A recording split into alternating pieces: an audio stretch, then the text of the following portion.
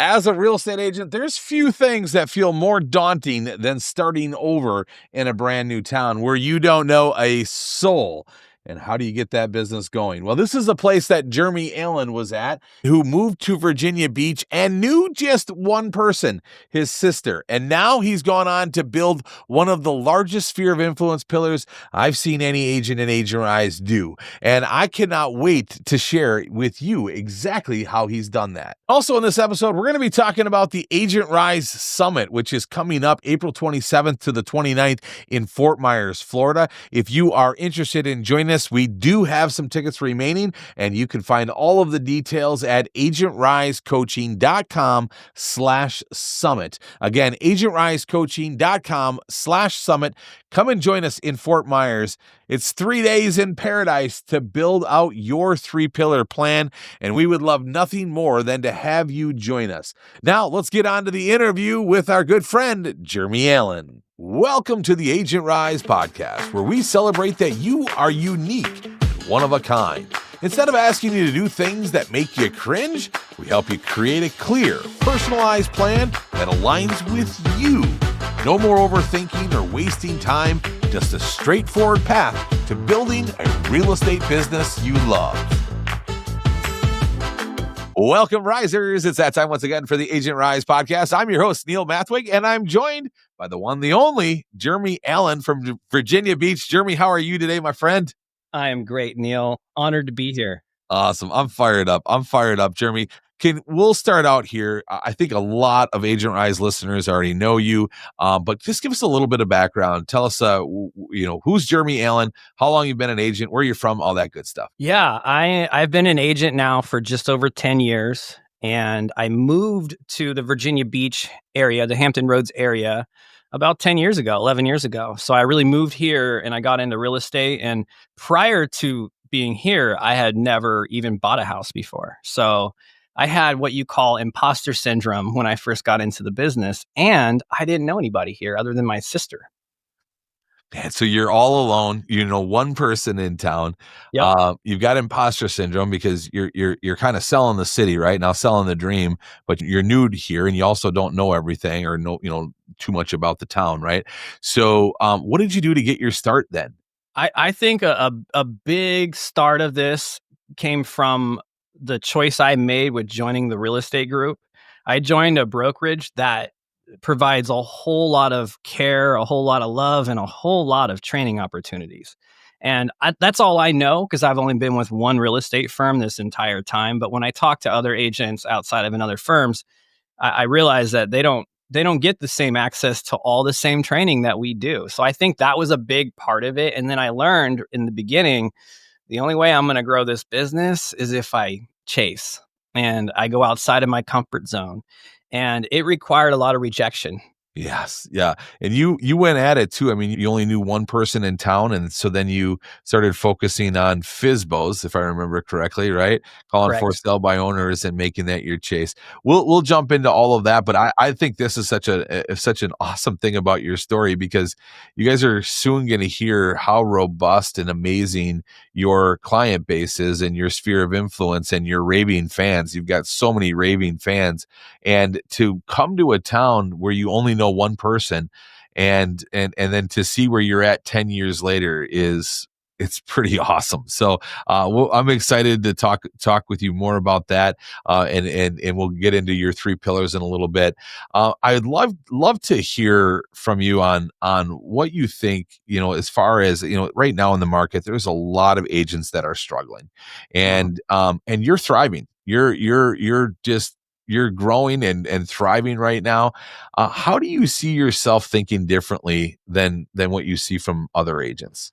Yeah, I would say one mindset that I have is like that real question I ask myself, did I work today? And acknowledging, did I actually work today? In this business, we don't have a supervisor. We don't have a shift coordinator. We don't have anybody that's overseeing us to make sure that we did, in fact, work today. And we can easily lie to ourselves, and we can be really busy and super busy the whole day without being productive. And I don't know, maybe it's just me, but I tend to sometimes procrastinate on the things that are more challenging, or procrastinate on the things that are more outside of my comfort zone, I would say. And when it comes to chasing, that's typically going to be out of the comfort zone. So for me, it's that mindset of knowing, like, you know what, I may have shown some property today, I may have had a closing today, I may have ratified a contract today, but did I really work today? Just because I went and showed a bunch of I mean, it is work, sure, but did I do anything to generate new business? So constantly lead generating, I think that's actually the bigger part of this job. Lead generation comes first, and the service part of it comes after. Yes, yes. And we'll get into how you specifically do your lead generating, and it's all around your sphere of influence and some other pillars. And you are one of the things that I love about you is you have your goals, you have it dialed in on what number of people you want to talk to in a given week, and then you track it based off of the percentage of that goal. Can you explain that a little bit? Because I think it's really powerful what you do. Yeah, like in my 12-week plan. Yeah. So when I write that out, I write it out, obviously, the whole 12 weeks. Now, during that 12-week plan, there could be a few things I may add to it or even cross off of it. But for the most part, when I write it, that's what it is. And let's say there's, for even number's sake, let's say there's 10 things on there that I agreed to do this week. Okay, well, if I did 8 out of 10, then that's an 80%. All right, so I got to be real and I got to really score myself. And I find that if I'm scoring below 80% on a regular basis, then I'm not going to reach my goals. It's just how it works. Yeah. And when we talk about prospecting here, and maybe we'll get to this when we get talking about your three different pillars, but I to me that's kind of a negative word, I think, in the industry, right? Like, I got a prospect, and and you feel like you're dialing for dollars and whatnot. Prospecting doesn't look like that for you, does it? Can you Yeah, tell me what that looks like for you? prospecting doesn't sound good. Like, it sounds horrible. It sounds like I don't want to. Yeah. Yeah.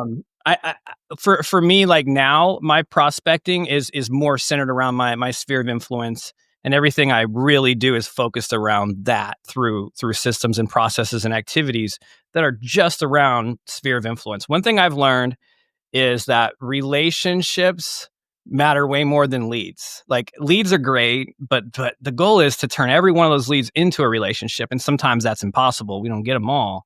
But once I have an actual lead in front of me, I really want to turn that into a relationship. And I do that through different systems and strategies. It's easy to be relational if you have one friend, but if you have 100 friends, 200 friends, that's where we have to have systems in place for that. Yeah. And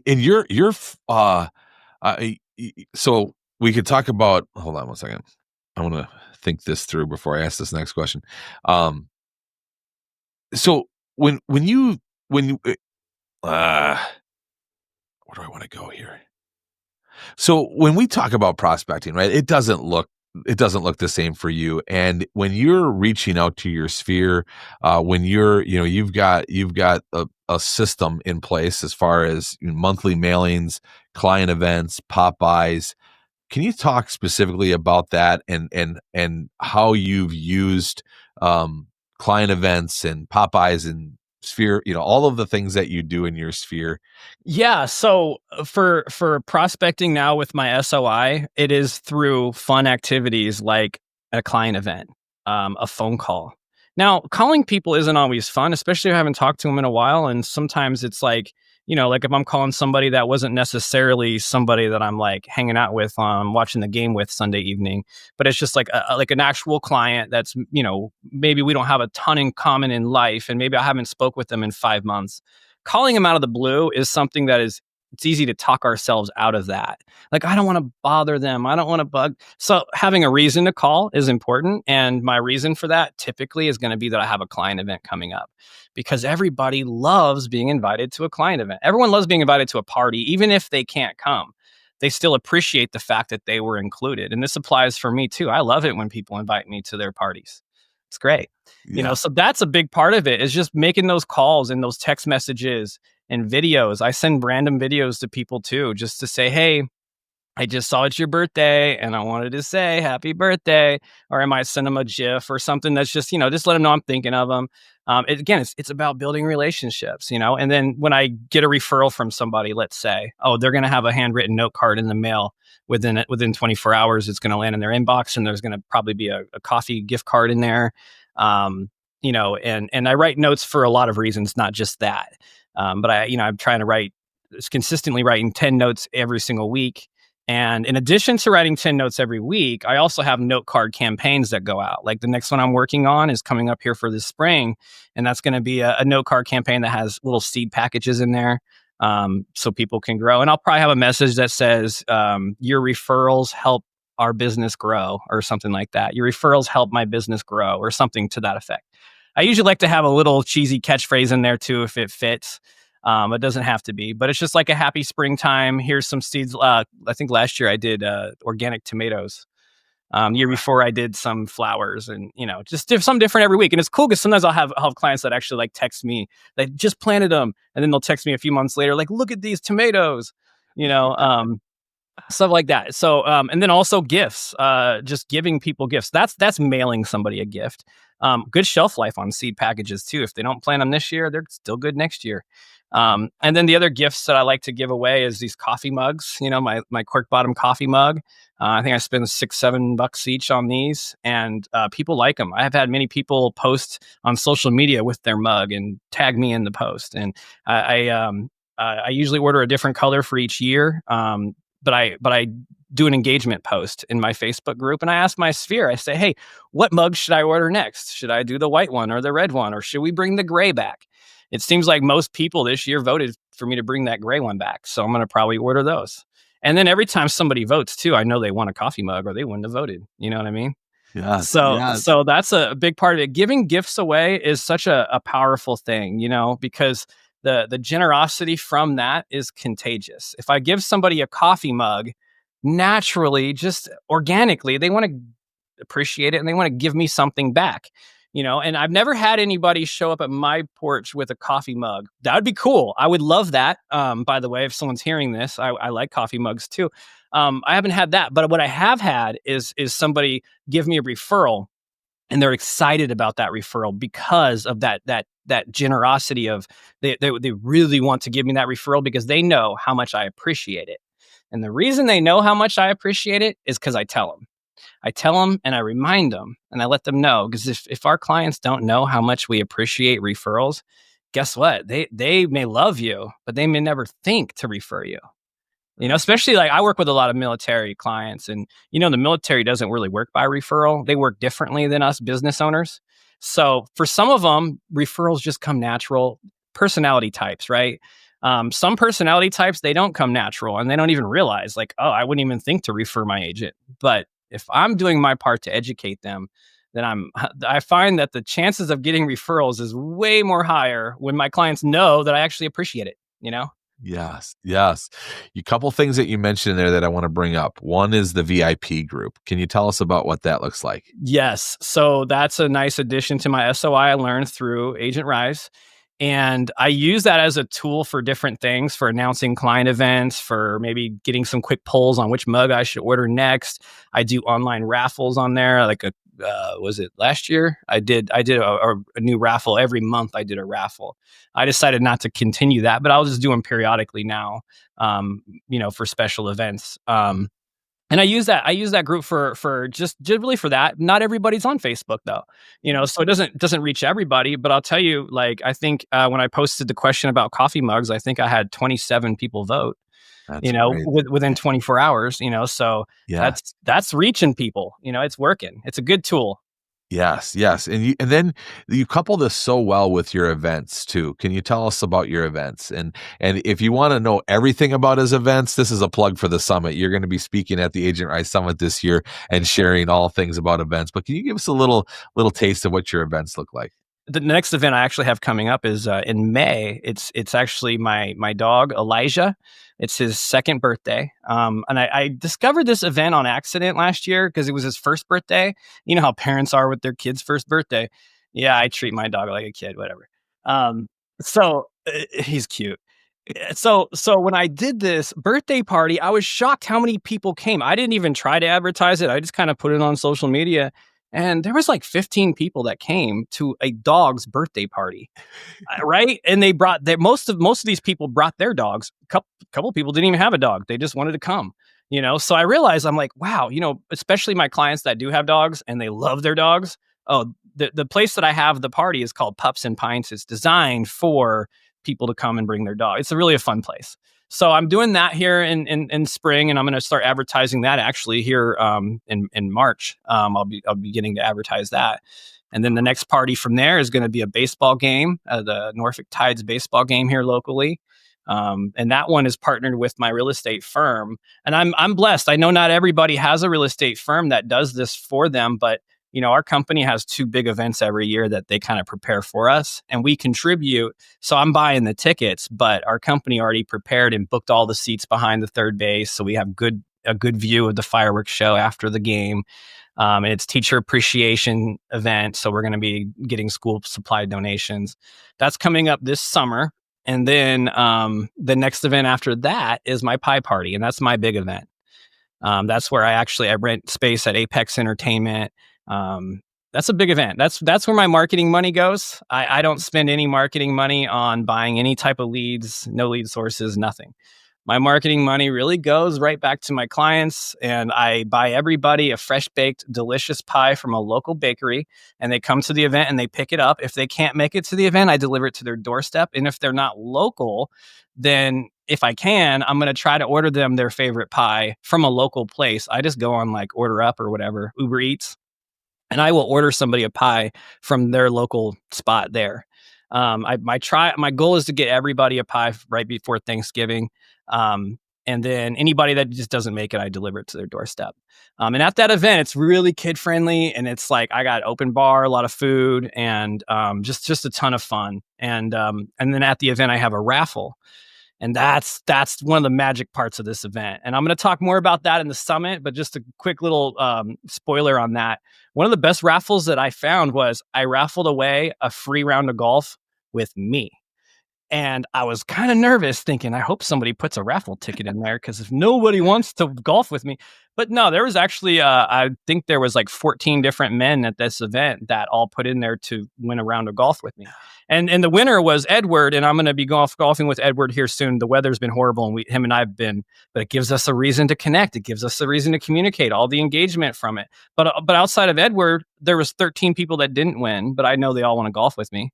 So now I have a nice little small event that I can do where I just invite, 2-3 other guys out to go golfing with me one day. And that counts as a client event in my mind. It's a small event. It's not the same, but it's very intimate. It's more personal when you have a smaller event. So there's a lot of power in that.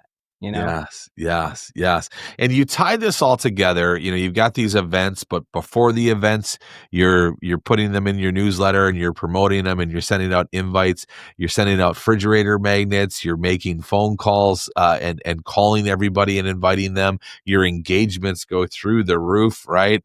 And then you've got your Facebook group on the backside to number one, to promote it there, but then also to share all of the photos. And this, to me, I just love how you have dialed this all in. And how important do you think events are to your business and to your success? That is, oh man, I don't know how I'd rank it. Extremely important. Like, I couldn't imagine running my business without events. It's such an important part of the whole SOI pillar. Like, I would say it's equally as important as, like, the calls yeah, it pairs well with everything. And the thing about an event is like we teach in Agent Rise here is it's all about getting engagement. If your business is lacking, get more engagement and your business will pick up. That's it. So an event creates engagement. So like I without even having to necessarily track my engagement tracker, I already know because I wrote it in my 12-week plan. It's like, instead of tracking my calories in my diet, I'm meal prepping basically. So I already know what I'm going to eat in my meals. Just like with my business, I already know where my engagement's coming from. I put it in my plan. So when I do these events and I follow that formula, I am going to get a ton of engagement each year just from that alone, and everything's automated. The best thing to do to be consistent is to automate everything. So like my newsletter's automated. I have an automated email. I have the home bot going out automated. Everything I can do automated is the way to go. So I don't forget and I'm always consistent on time. That's great. That leads us into where I want to go next here. And this is just to talk about your overall business, right? So we've talked a lot about your sphere of influence, which is what, 99% or 98% of your business, It right? was actually now it's probably about 90. It's actually 90. gone down on the percentage because of YouTube Okay. and Okay. yeah. Okay. So sphere of influence pillar, you are just a master at it. You focus on it. We've talked a lot about that. Chase pillar, you did just Fizbo's in the beginning, right? But then you were able to drop that once your sphere grew up. And then just this last year, you've added YouTube to your attraction pillar. You were always doing social media and you're doing that with excellence. But this last year, you've added YouTube. How has this been jumping into YouTube for the first time? Yeah, YouTube's great. So chasing is not like something that we all love to do. I did it hard though for 3, 4 years straight. But every time I chased one and it's like maybe I got rejected 5 times when I got that one. Okay, now I actually have a client. Now I can build a relationship and that leads to referrals, which, then led to this. So now my chasing is very limited. I also did a lot of open houses back then too. We did. Now the only chasing I do is occasional open houses if it's to service a listing in certain situations, and that's usually I'm doing open houses to chase the neighbors and to try to get in front of the neighbors to get more listings. But YouTube has been such I wouldn't say fun, but just a unique, creative way to attract even more business. And I would say when for the video work and the time I'm spending, which definitely has taken some time just to figure it out and just to get the process, it's taken a lot of time I've invested. But I almost want to say, and Neil, you probably would know if this is accurate, but I think like when it comes to creating videos as an agent, I think that YouTube is going to get me the biggest return on my investment for the time I'm spending in making these videos. I don't think that I can get the same return from just social media. I've seen the same. I've seen the same. I remember you saying that, and I've always known that YouTube was legit, and it sounded cool, and I'm comfortable being in front of a camera. So it's like, well, why am I not doing it? It was just a matter of committing to the time, because if I'm going to do it, I'm going to do it. And then finally, it was at not the Agent Summit last year. It was at the Agent Rise Summit the year before. You showed us Descript, and I was like, oh, now I'm feeling. And then I downloaded Descript and I'm like, okay, I'm launching this channel now because now I feel comfortable with the quick, simple edit process that I can make this video and the content how I want it. Because I'm a little bit particular. Sometimes I can almost be a perfectionist with videos, and that's actually a bad thing. Sometimes I just get it up and post it. But Descript really helps me with my perfectionism to make the video content exactly where I want it. And then I send it over to an editor to actually make those cool transitions and add the B-roll and do the really cool stuff that's more fancy and advanced. Yeah, yeah. Yeah. And I've loved too your videos. I love what you're doing. You're following the living in, the moving to framework. You're also using your videos to reach others, like in Facebook groups, because you're in Virginia Beach. It's a big military town, right? A lot of people PCSing and relocating in, and you're even in the flow with providing content for those that are moving into the area. Yeah, yeah, that's it. That's it. I have a lot of people moving into this area. So the YouTube channel is so helpful for them. I'm really covering topics and answering questions that my buyers constantly ask me when they move into the area. So I already know what people want to know because I work with these people all the time. So now I'm just sharing it with them and giving it to them up front. And I've been doing the YouTube channel for 8 months now, and Eddie was looking at my channel and he was really impressed that I have that many subscribers already. Um, but what I was impressed with is after I posted my second video is when I got my first lead. And I know you don't hear that story very often, right? Right, right, Yeah, right. and then that lead, she ended up, maybe a few months later, ended up actually moving to the area, and then I've already closed her. So within after my second video, I got a lead that I closed. I didn't close her for months after that, but at least she reached out to me after my second video. Why Yeah. did she reach out to me? Well, she mentioned how cute my puppy was, and she remembered his name was Elijah. He was in one of my videos. He's actually in quite a few of my videos. He's my marketing dog. Um, and then I also closed with another buyer. And I would say like the biggest win that I had from the channel, even more than that, was the fact that I highlighted one of my listings in the video. It was like a 90-second reel, like quick little video I made highlighting my listing. But I took that and I put it in a video where I highlighted the neighborhood, which is the riverfront community. And then somebody saw my video and they reached out to their agent and they said, hey, can I see this one? And the agents reached out to me, got them in there to see it. And sure enough, we were actually kind of towards the end of our negotiation period on a home inspection. We were under contract, but our current buyers were asking us for some ridiculous things, right? So they showed it. They wrote us an offer $20,000 higher than our current offer. $20,000 higher. And they said, we'll take it as is, no repairs. So then the very next morning, we released the buyers that we were currently under contract with legitimately. And we now move forward with these buyers. We've closed on that house. We got the appraisal through and everything. It was a custom built luxury home. It was pretty easy to get the appraisal through. So my client, I have a testimony now because of my YouTube channel that I was able to net my clients $20,000 more because that buyer never would have seen the property if it wasn't for that video. So that's pretty cool, right? I That's mean, so cool. $20,000 YouTube video right there. yeah, That's fantastic. they were doing cartwheels down the street. They were, Yeah, yeah. yeah. And Jeremy, you're such a good guide, and you are such a great agent. I've seen you often express how you would handle a situation. With that, you have brought this ability to guide people into your town, like you have with all of your clients. But now you're also doing it on camera, and is correct me if I'm wrong, but are a lot of the referrals and the leads that are coming from YouTube, are they just like a referral? Are they just like somebody from your sphere? Like the trust is already established in a way. Are you seeing that with your YouTube channel? Almost. I would say it's almost that. It's not quite the same. There's a big difference when somebody actually has worked with me or they actually know someone that has worked with me and that raved about me. The trust is it is there's no wall to break down with trust. On YouTube, it's almost that. I mean, there's not it's like they when they reach out to me, it's not like any other internet lead. They actually want to work with me. I just had someone reach out to me from California. We spoke for like 40 minutes and him and I were like, I felt like we were like friends, like we knew each other because he had already watched like 2 hours of my content. So, and he laughed at all my jokes. So him and that's my guy. Like we're friends now, you Yeah, know? yeah, So yeah, it's so yeah. personable when people reach out to me because even though they're a stranger to me, I'm not a stranger to them, you Mhm. know? Right, right. And Jeremy, you're so good on camera. You're so good in your videos. You're doing just a phenomenal job. But there was a lot of fear there. I remember coaching you over the last couple of years and because come on, Jeremy, get this channel going. Come on, buddy. I know you can do it because you're going to be amazing at it. Well, can you tell us like what maybe was there fear standing in their way, or what was it that slowed you down to get your channel going in the beginning? It wasn't fear of being in front of a camera. That's not a fear that I have. The fear was spending time and effort on something that if you don't actually follow through with it, it is just a shiny object. That's all it is, unless if you actually work it. This is the shiny object that actually works. It's proven. It's not like maybe this YouTube channel will work. No, it's proven it works.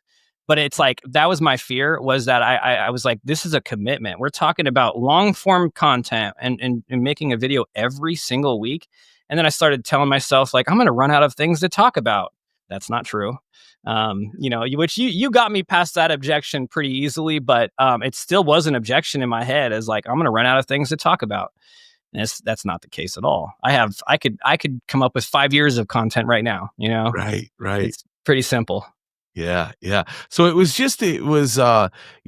wasn't like it was the fear of the camera, it was the fear of the commitment. It was the fear Commitment. of like, can I go along with this? Because that's what I'm gonna need to do.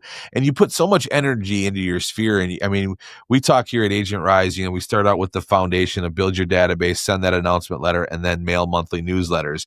And then there's a whole list of Sphere of Influence 2.0 things that you can do. Well, guys, Jeremy does all of them. Like he not only does them, but he does them with excellence. And so the thought of doing something in addition to all the things that you're doing with your sphere, your client events, all the things that you do, I could see how that got overwhelming. Has it been an easy road for you? Like, has it been easy? Do you feel like you can stay committed now? And how did you get over that hump? For YouTube specifically? Yeah, yeah. Yeah, and I did have a hard time because if you remember last year at the Agent Rise Summit, I committed to, like, only, I was, like, 90% committed or something Right, or right. whatever. I was like, I still wasn't 100%, but then finally when I made that 100% commitment and I think for me to get over that hump, just learning that Descript was available as a tool really helped me a lot. And then just I one part of it too is I don't think I would have done YouTube if it wasn't for the support within the Agent Rise community of knowing that, well, I don't have to like figure all this out. I don't have to invent a wheel here. The wheel's already been invented and the formula is right here. And you know what? If I slip up or I get confused or this doesn't make sense, it's as easy as posting something in the Agent Rise network and I will have tons of answers and support from everybody. It's just like there's no excuse to like where I can't figure out how to. No, it's not that complicated. Like anybody listening to this right now, trust me, you can launch a YouTube channel. You absolutely can if you execute on it and actually do it. Do it. Right, Yeah. right. And you've got a system in place. I love that you bring up Descript because again, that's helped you with the efficiency. You've got all of the scripts, all of the titles and the thumbnails and all of the things that you need to be able to go.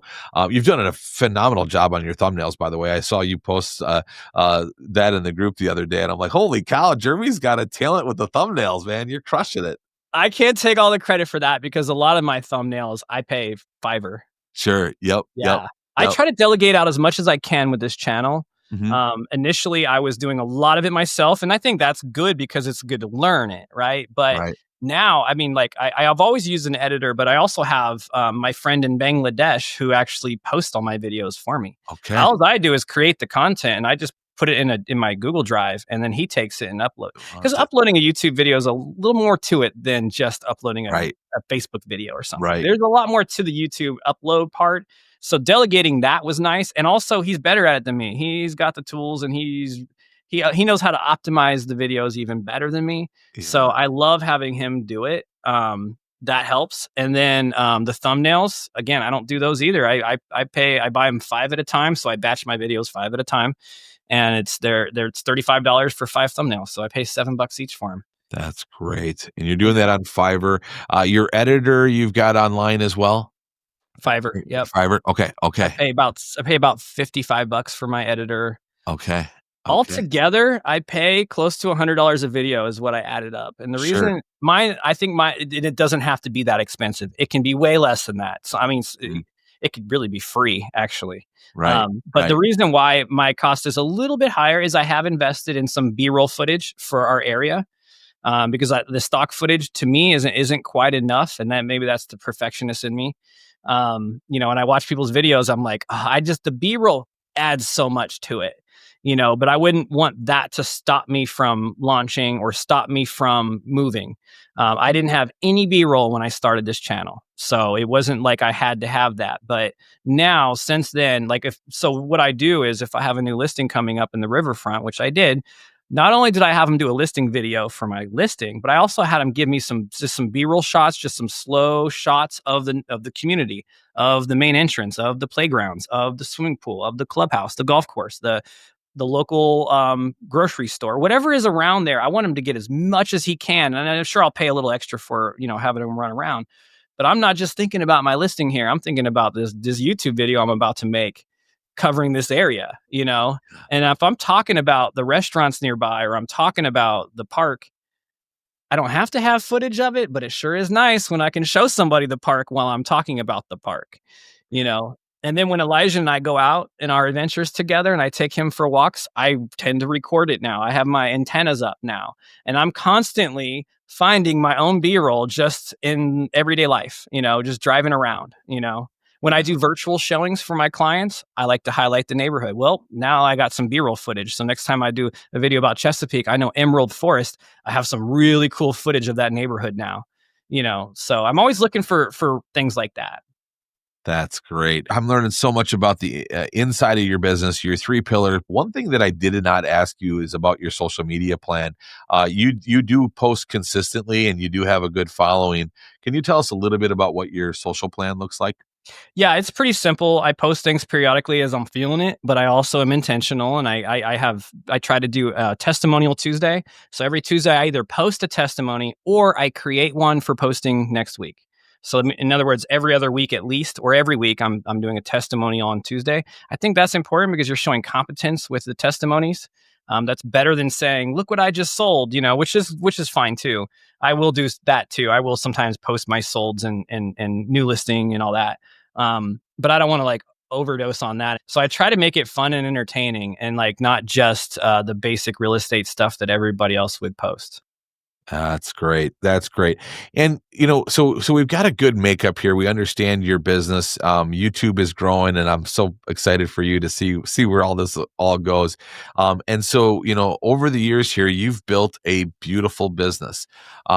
What do you do when things aren't going right, and you got setbacks, and you got things that get in your way, Mm. life and whatever else? How do you handle the setbacks? How do you keep going? Because you got such a great mindset, and I would just love for more agents to have this. That is a good question. So it depends on the setback, but sometimes a setback looks as simple as feeling kind of stuck, feeling kind of like I'm just not really moving anywhere. I'm spinning the wheels, but I'm not moving, and or whatever the case. And I tell myself this truth that momentum will destroy any drift that I'm having. Momentum is what matters. So at any point in time, whether it be your fitness goals, your business goals, whatever it is, just move the ball, do something. If you have fitness goals, just okay, maybe it starts with just actually getting a membership at the gym. Just start there. Or just whatever, just get the ball moving. And once that ball moves a little bit, it's amazing how it can just start rolling. And then you get momentum. And that's so I think momentum's a big part of it. And then also trusting the process and understanding like what you're doing matters and it's going to work. When I first got into this business, for the first 7 months, Neil, I didn't sell a home. Right. I I was like, man, this job is cool. If I got paid for it, I think it's what I want to do when I grow up, Yes. But I finally, after 7 months, but it was trusting the process and then having a support system around me. That was a big part of it. Any setback I've had, one important factor that I'm blessed with is a support system around me. And that comes from Agent Rise, that comes from my real estate firm, that comes from other networks, that comes from my church, stuff Ah, like that. so good. It's so good. And when you're struggling, you just get back to the basics, right? You get back to the engagements. You get back to Yep. doing what you know works, and that gets you back on track. Is that right? It's great if I know it works, but in the beginning, I didn't know anything works. I'm just happy to trust it. Right. I'm seeing it work for other people. And then sometimes too, if I really have a setback, I read this book from David Goggins, uh, He'll Can't get Hurt you Me. going. If He'll get y'all want to you get going. pumped up, man, read some Goggins. And That's it. one powerful thing he shared in there that works for his mindset, which his mindset is insane, by the way, is he pulls out of the cookie jar, he says, and I catch myself doing that sometimes, is if I'm struggling, I have a setback, it's like, well, wait a second. What have I accomplished? I've done some things in my life, and I know that Mhm. I have a big trophy for this over here. Well, it may be in the trophy box in the garage, but I'm gonna go into the garage and I'm gonna grab that trophy. I'm gonna look at it for a second because it's gonna remind me real quick of like, okay, you know what? I got this, and then I'll throw the trophy back in the box and it can go back in the garage because that was Right, that was right. 3 years ago. Not so important now, but that's kind of like the David Goggins mindset that I think is really helpful. It's just knowing I got this because I mean maybe I haven't done this, but I've done things before, so I know I'm capable of doing this. My last couple I got a couple more questions here for you, and then we'll wrap up here. But I'm wondering, how has Agent Rise helped you with all of this and growing your business? Right. So when we first met, I already had a good business cranking. I already had my SOI, right? The biggest thing that changed for me within Agent Rise was clarity on where do I put my focus each day, and what's a distraction, just the clarity part of it, and then the systems. And I like it when you use that term. You say don't wax your car when you have a broken transmission. Yeah. My transmission wasn't broken, but there was like this little clanking sound underneath the hood. You know what I mean? And I think I had a little bit of an exhaust leak in the back, so I did need to fix a few things on the car, and then I start waxing. So it's focusing on the right things, and my SOI pillar was I already had clarity knowing that that's my bread and butter. But with Agent Rise, I was able to take a lot of ideas and implement things that I had never heard before. And like the Facebook group, the VIP Facebook group, that's just one example. So it kind of took my SOI to another level. And then YouTube. I was introduced to YouTube when I actually bumped into Karen Carr's book before you and I even met. And then you told us about YouTube in a code, and I was like, wow, this is so cool. I really want to do this. I didn't for like 4 more years. I finally did, but yeah. So YouTube was another big thing too, to have the framework and the support all in one place. Agent Rise has everything. It's Yeah. great. Yeah. That's great, brother. I love to hear that. Love to hear that. And my last question for you today, you've given so much great advice that you've shared so much with an agent that is looking to get their business going or is struggling right now. But what is some advice that you've gotten? What's the best piece of advice that you've received over the years? There's actually a lot, and I want to just touch on a quick honorable mention, Neil. One time you had told me that it's not a listing appointment, it's a listening appointment. And Yeah. it's like, oh, you know what, Neil? I talk too much in my listing appointments. I realized that. And I needed to listen more. So that was helpful. That was good advice. And Stephen Edwards, the broker owner of our company, he likes to say, he who communicates the most wins. Ooh, that's good in this business. So true. David Knox says something similar. He says an agent that's there is going to get paid more than an agent that's good. Now, you want to be good and you want to be there, but you can be really good. But if you're not there, you're not going to get the business. You have to be there. In other words, you got to go out and get it. Yes. That was also some really good Ooh, advice. that's really good. That's really good. That makes you wanna, get those engagements up, doesn't it? That's right. That's right. Good. That's good. Well, Jeremy, brother, I appreciate you so much.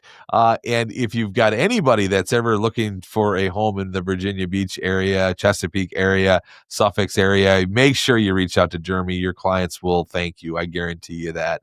I don't know of another agent that serves in excellence like you do. I do. I just thought of one more question that I want to ask you. I had this in my notes. I can't believe I missed it. But you are so good at asking for referrals.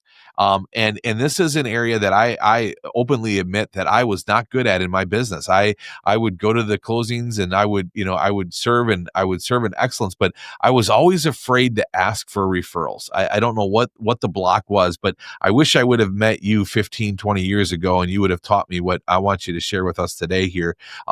How do you ask for referrals and do it so tastefully?